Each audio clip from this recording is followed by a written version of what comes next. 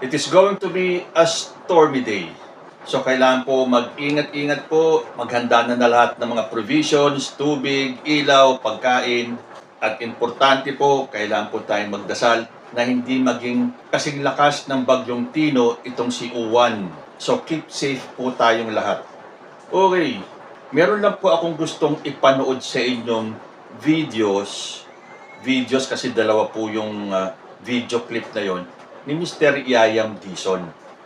Alarming na po kasi na habang lumalapit yung petsa ng Iglesia ni Cristo Rally na gaganapin sa Luneta, ang dami pong naglalabasan na balitang ganito. Which is, para sa akin, nakakakaba. Although tiwala po tayo sa gobyerno natin na kayang-kaya po na i-counter kung anuman ang masamang balak ng kabilang grupo. But to spread awareness, isi-share ko po sa inyo itong videos ni Yayam Dizon at kayo na po ang humusga. Hindi ko po sinasabing confirmed ito, hindi ko sinasabing totoo ito na mangyayari ito, but who knows? What if kung totoo ito? Kasi may mga naglalabasan ng mga pangalan. At kung totoo man itong balitang ito, ang tanong ko lang, pinayagan ito ng INC? Panoorin po natin. Magandang gabi mga kayayam. Meron pong kumakalat na balita, no? At sinasabi pa na ay very reliable itong intel na ito, no? Tungkol po ito dun sa mangyayaring rally sa Luneta, no? From November 16 to 17. Alam niyo naman na marami nagtataka bakit 3 araw pa, no? Yung rally na yan, considering na maghahayag lang naman sila ng kanilang damdamin o salubin tungkol sa nangyaring flood control scam at tumawag ng accountability, no? Para dun sa mga salarin o yung mga nakinabang dyan sa scam na yan. Pero gaya ng sinasabi ko at sinasabi ng marami, no? Bakit kailangan pa ng 3 araw? Ngayon po, may lumalabas na information na etong 3 days na event po na ito, no, na magsasama-sama ang 3 religious groups, no. Hindi ko na babanggitin dahil alam niyo na po siguro yung 3 religious groups na yan, no, ay pinupondohan o pinondohan ng ating Vice Presidente, no, at ng kanyang kapatid na si Congressman Pulong Duterte. Yan po ang kumakalat na balita. Kung gaano po ito katotoo, bahala na po silang sumagot o magpaliwanag, no. Ngayon, sinasabi po na ang event na yan ay magiging parang huling baraha nila, no, para mapalitan ang gobyerno ng ating Pangulong Bongbong Marcos, no. Pipilitin daw po nila, no, na magamit yung rally na yan, no, para maanggaw ang kapangyarihan sa kasalukuyang Pangulo at iluklok si VP Sara Duterte bilang Pangulo, no. Kaya inaasahan po, no, maraming nagsasabi, kasama na po ang sinasabi kong intel, na hindi po magiging tahimik o payapa yung rally na yan. Dahil meron pong mga taong gagawa ng paraan para magkagulo. May mga magdadala ng mga molotov bomb, mga armas, no? At sasamahan pa ito ng mga communist groups at Muslim separatist groups, no? Para talagang no, maging magulo yung sinasabi nilang peaceful rally na kailangan pang maging 3 araw. Kaya mga kayayan, dapat po tayo magmatsyag. Hindi po dapat natin, no, pahintulutan itong pangaagaw, no, ng kapangyarihan sa isang duly elected, no, President of the Republic of the Philippines. Walang iba kundi si Pangulong Bongbong Marcos, na binoto ng 31 million na Filipinos, which is equivalent to almost 59% of our, no, voting population, no. Yan po ay dapat hindi isinasantabi. Dapat po yan iginagalang na mandato. Nakakapagtaka naman kung bakit nagmamadali ang Vice Presidente na maging Pangulo. Sobrang nakakapagtaka kung bakit. Kaya siguro may katotohanan yung mga haka-haka o yung mga opinyon. Dahil malapit nang mabunyag, no? Malapit nang mabunyag ang mga kalokohan ng kanilang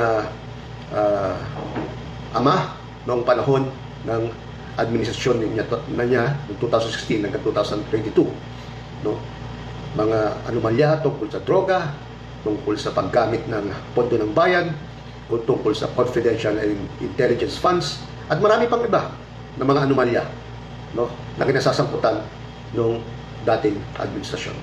Kaya siguro may katotohanan din ang sinasabi ng maraming tao na kailangan nilang maging, no, kailangan nilang maagaw ang kapangyarihan sa kasalukuyang Pangulo na pinipilit, no, na ibangon ng ating bayan, pinipilit na ilabas, no, pinipilit pinapanagot ang lahat ng tiwali sa gobyerno. Magandang gabi mga kayayam. Medyo gabi na pero ayoko patagalin itong information na natanggap ko.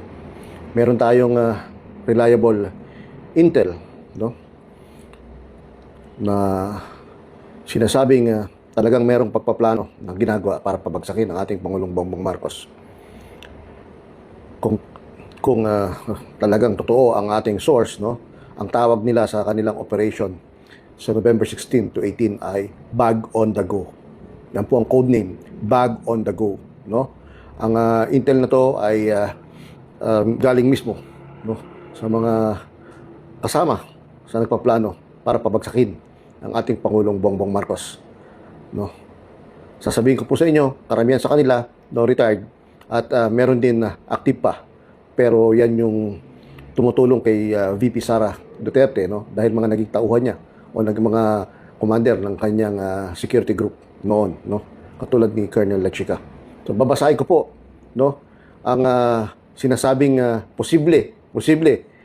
Ito po ay kailangan pa i-verify ng husto, no. Pero po ito yung mga taong sinasabi na nagpaplano, no, na pabagsakin ang ating Pangulo, no. And some of them ay talagang hindi katakataka dahil talagang matagal na nilang dinestabilize ang ating gobyerno, no. Matagal na silang sumasama sa mga aktibidades kasama noong September 21 kung saan talagang pinipilit nila na mapapagsak, no, ang ating Pangulong Bongbong Marcos. Ito po ang mga participants sa Bag on the Go, no. Yan ang operations name ng kanilang pinaplanong masama against our government, no. Again, no, for further verification, bahala na po ang ating mga kapulisan at ating mga sundalo, ang kanilang respective intelligence groups para i-verify ito ng gusto, no. Ito po ang mga taong kasama sa planning para sa November 16 to 18 rally diyan sa Luneta. Si Romeo Poquis, si Orlando or Orly De Leon. Nabanggit din po ang pangalan ni Benjamin Magalong, pero ito ay for confirmation pa ng husto. Si Johnny Macanas, at nabanggit din po si Gerald Bantag, na alam natin na nagtatago dahil sa kanyang murder case na kinaharap sa pagpatay kay, ano pangalan yon? Yung radio or host, no? Na-miss ko yung, hindi ko maalala ngayon yung pangalan. Anyway, so si Gerald Bantag kasama, si Colonel Lechica, Colonel Leonardo, Colonel Metran. Palagay ko active pa to sa serbisyo, no? Pero sinasama sila, no, sa nagpaplano para sa November 16 to 18 rally. Etong si Kapitan Dado Enriquez, no, retired na to. At si Attorney Ferdinand Topacio, Attorney Vic Rodriguez, at former Congressman Mike Defensor. Gayon din si Chavit Singson at si Senator Rodante Marcoleta. No, yan po yung mga pangalan na binabanggit, no, nakasama sa pagpaplano sa November 16 to 18 activities nila, no.